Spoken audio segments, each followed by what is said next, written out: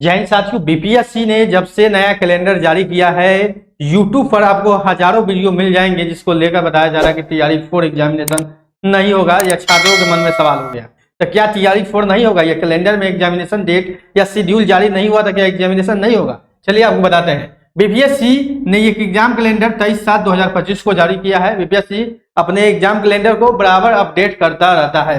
जब भी कोई नया वैकेंसी या नया कोई अपडेट आता है तो अपने कैलेंडर को अपडेट करता है। इसमें टीआरई 4 के एग्जामिनेशन का टेंटेटिव डेट नहीं दिया, क्योंकि मुख्यमंत्री ने घोषणा कर दिया था टीआरई 4 को, तो बीपीएससी ने दिया क्यों नहीं?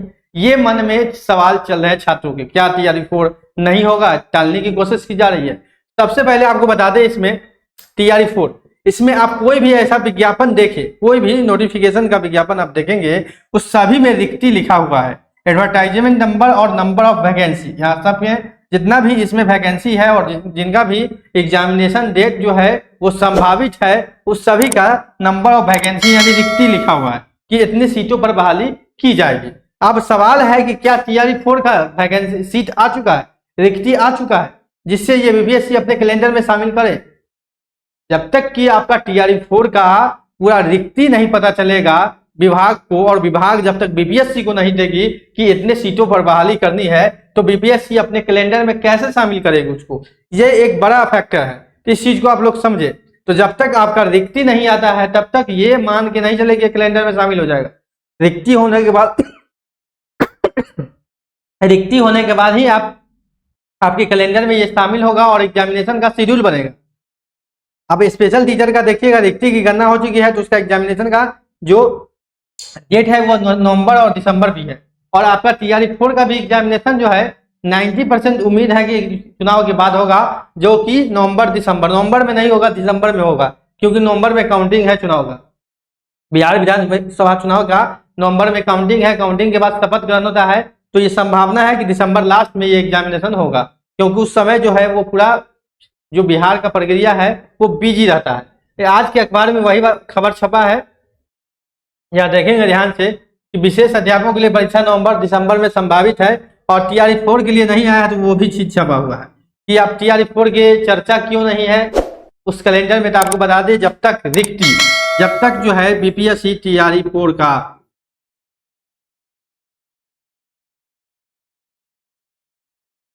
जब तक की रिक्ति पता नहीं चलेगा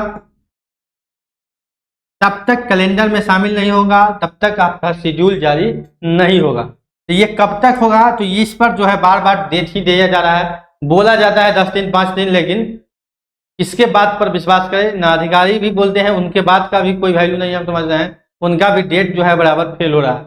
अधिकारी भी बोलते हैं 5 दिन में आ जाएगा, 10 दिन में आ जाएगा, लेकिन उसके बावजूद भी नहीं आ रहा है। मंत्री भी बोले थे, मंत्री जी, कि 25 तारीख तक यानी कि 25 जुलाई तक आपका रोस्टर आ जाएगा, रिक्ति आ जाएगा, लेकिन 25 जुलाई तो आज है, लेकिन कुछ भी अपडेट आपको देखने को नहीं मिल रहा है। अभी तो विधानसभा सत्र चल रहा है, उसी में सब लोग बिजी हैं, और खैर विभाग क्या काम कर रही है, कब तक रिक्ति आएगा। लेकिन एक चीज स्पष्ट हो रहा है कि आपका नोटिफिकेशन तो आएगा ही आएगा, ठीक है, नोटिफिकेशन आएगा और आवेदन भी होगा,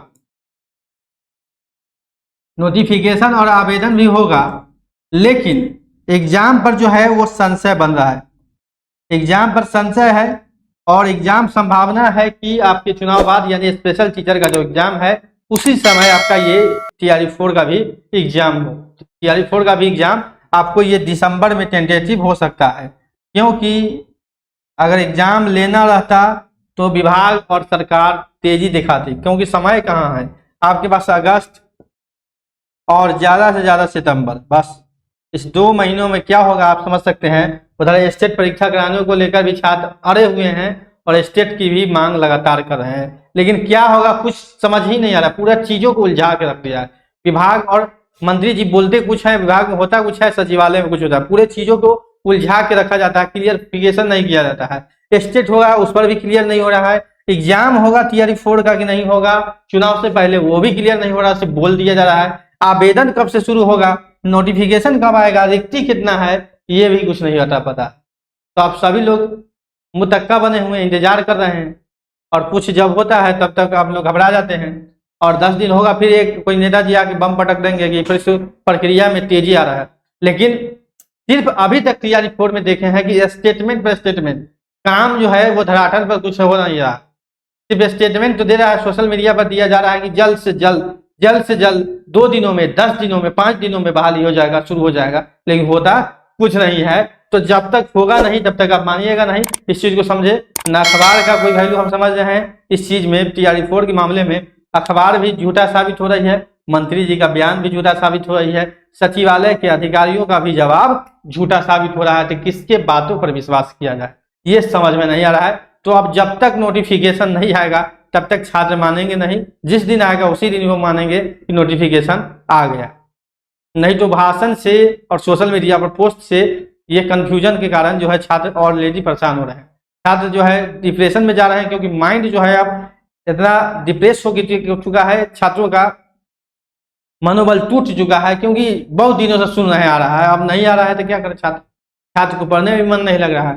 कम से कम आवेदन भी हो जाता तो छात्र का ये तो टारगेट हो जाता कि एग्जाम होगा, लेकिन नोटिफिकेशन और एग्जाम आवेदन भी नहीं हुआ है। भले ही आप एग्जाम दिसंबर में लीजिए, लेकिन कम से कम आवेदन तो जल्दी से जल्दी करवा लीजिए कि छात्रों के मन में ये संतुष्टि हो जाए कि एग्जामिनेशन होगा। जब फॉर्म भरवा ली जाएगी बीपीएससी द्वारा, तो बीपीएससी को काम जो है एग्जामिनेशन और रिजल्ट, तो बीपीएससी अपना काम पूरा करेगी ही करेगी जल्द से जल्द, उसमें सरकार का कोई भी हस्तक्षेप नहीं होगा उस समय तक, रिजल्ट तक। तो रिजल्ट तक तो बीपीएससी अपना काम तेजी से करेगी।